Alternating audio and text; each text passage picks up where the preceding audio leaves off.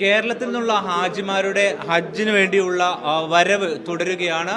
ഇന്ന് ആദ്യ വിമാനത്തിലെത്തിയ ഹാജിമാരിലെ അവസാന ഭാഗമാണിപ്പോൾ അവരുടെ മക്കയിലെ താമസ സ്ഥലത്തേക്ക് പ്രവേശിക്കുന്നത്. ഇന്ന് 166 ഹാജിമാരാണ് ആദ്യ വിമാനത്തിൽ ഉണ്ടായിരുന്നത്. ഇവർ ജിദ്ദ വിമാനത്താവളത്തിൽ ഇന്ന് പുലർച്ചെയോടെ എത്തി. അവിടെ നിന്നും ബസ് മാർഗമാണ് മക്കയിലെ അവരുടെ താമസ സ്ഥലത്തേക്ക് എത്തിക്കുന്നത്. ഏതാണ്ട് 3 ബസ്സുകളിലായിട്ടാണ് ഹാജിമാരെ ഇന്ന് എത്തിക്കുന്നത്. ഇന്ന് ആകെ 3 വിമാനങ്ങളിലായി 498 ഹാജിമാരാണ് മക്കയിലേക്ക് എത്തുന്നത്. സംസ്ഥാന ഹജ്ജ് കമ്മിറ്റിക്ക് കീഴിൽ ഏതാണ്ട് റെക്കോർഡ് എണ്ണം ഹാജിമാരാണ് ഇത്തവണ എത്തുന്നത്. കാരണം ഇതുവരെ ഇത്രയധികം ഹാജിമാർ സംസ്ഥാന ഹജ്ജ് കമ്മിറ്റിക്ക് കീഴിൽ എത്തിയിട്ടില്ല. ഏതാണ്ട് 17,000-ന് മുകളിൽ ഹാജിമാർ ഇത്തവണ ഹജ്ജിനായി എത്തുന്നുണ്ട്.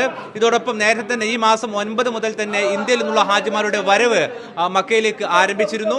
അത് മദീന വഴിയായിരുന്നു. മദീന വഴി എത്തിയ ഹാജിമാർ 8 ദിവസത്തെ സന്ദർശനം അവിടെ പൂർത്തിയാക്കിയാണ് മക്കയിലേക്ക് എത്തുന്നത്.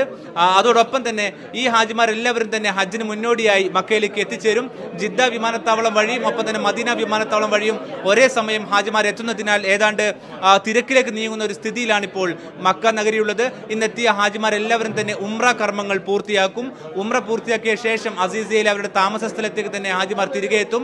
മക്കയിലേക്ക് കാബക്കരികിലേക്ക് പോകാൻ ഹാജിമാർക്ക് 24 മണിക്കൂറും സൗജന്യ ഷട്ടിൽ ബസ് സർവീസ് ഉണ്ടാകും. ഇതുവഴി ഹാജിമാർക്ക് യഥേഷ്ടം അവരുടെ സൗകര്യം അനുസരിച്ച് ഹറമിൽ പോവുകയും നമസ്കാര സമയം കഴിഞ്ഞ് മടങ്ങിയെത്തുകയും ചെയ്യാം. ഈ ഒരു തരത്തിലാണ് ഇവരുടെ യാത്ര ക്രമീകരിച്ചിട്ടുള്ളത്. ഇന്ത്യൻ ഹജ്ജ് മിഷന് കീഴിൽ മക്കയുടെ വിവിധ ഭാഗങ്ങളിൽ എടുത്ത ഹോട്ടലുകളിലാണ് ഹാജിമാർ ഹജ്ജിന്റെ കർമ്മങ്ങൾ വരെ താമസിക്കുക.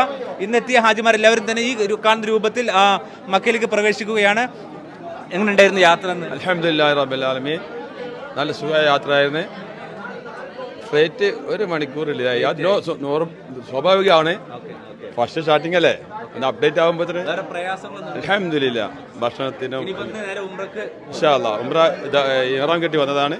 ഇൻഷാ അല്ലാഹ് ഒന്ന് ഫ്രഷ് ആയതിനു ശേഷം ഇൻഷാ അല്ലാഹ് പോകാൻ ഉദ്ദേശിക്കുന്നുണ്ട്. അൽഹംദുലില്ലാ നിങ്ങൾക്ക് ദുആ ചെയ്യും. അപ്പോൾ ഈ ഒരു തരത്തിൽ വരുന്ന ഹാജിമാരെല്ലാവരും തന്നെ അവരുടെ റൂമുകളിൽ എത്തി അവരുടെ സാധനങ്ങളെല്ലാം റൂമിൽ എത്തിച്ച ശേഷം നേരെ ഉംറ കർമ്മങ്ങൾക്കായി ഹറമിലേക്ക് നീങ്ങുകയാവും ചെയ്യുക. ഈ തരത്തിൽ ഇന്നിപ്പോൾ മക്കയുടെ ഈ ഹാജിമാർ എത്തുന്ന സമയത്ത് വലിയ തരത്തിലുള്ള വളണ്ടിയർമാരുടെ എണ്ണം ബാഹുല്യം ഇവിടെയുണ്ട്. അത് കേരളത്തിലെത്തുന്ന ഒരു മാത്രം പ്രത്യേകതയാണ്. കാരണം വളരെയധികം സംഘടനകളുടെ കീഴിൽ വ്യത്യസ്തമായ ചിഹ്നങ്ങളുടെ കീഴിൽ അവർ ഹാജിമാരെ സേവിക്കാനായി ഹജ്ജ് കഴിതുവരെ ഇവിടെ ഉണ്ടാകും. അത് മലയാളി ഹാജിമാരെ സംബന്ധിച്ചിടത്തോളം വലിയൊരു സഹായകരമാവുകയും ചെയ്യും. കാരണം പ്രത്യേകിച്ച് ഹറമിലേക്ക് ആദ്യമായി എത്തുന്നവരുണ്ടാകും, ഹജ്ജിനെ തിരക്കുകളിൽ പെട്ടു പോകുന്നവരുണ്ടാകും. അവർക്കെല്ലാവർക്കും തന്നെ സേവനം ചെയ്യാൻ വേണ്ടിയിട്ടാണ് ഇത്രയധികം വളണ്ടിയർ സംഘങ്ങൾ ഇവിടെ തമ്പടിച്ചിരിക്കുന്നത്. വ്യത്യസ്ത സംഘടനകളുടെ കീഴിലാണ് അവരുടെ സേവനവും നടക്കുന്നത്. ഇന്നേതായാലും ഈ 3 വിമാനങ്ങൾ മാത്രമാണ് ഉണ്ടാവുക. നാളെ മുതൽ ഇതേ രീതിയിൽ തന്നെ വിമാനങ്ങൾ ജിദ്ദയിലേക്ക് എത്തും. അവിടെ നിന്നും ബസ് മാർഗം ഇതേ രൂപത്തിൽ തന്നെ ഹാജിമാരെ അവരുടെ താമസ സ്ഥലങ്ങളിലേക്ക് എത്തിക്കുകയും ചെയ്യും.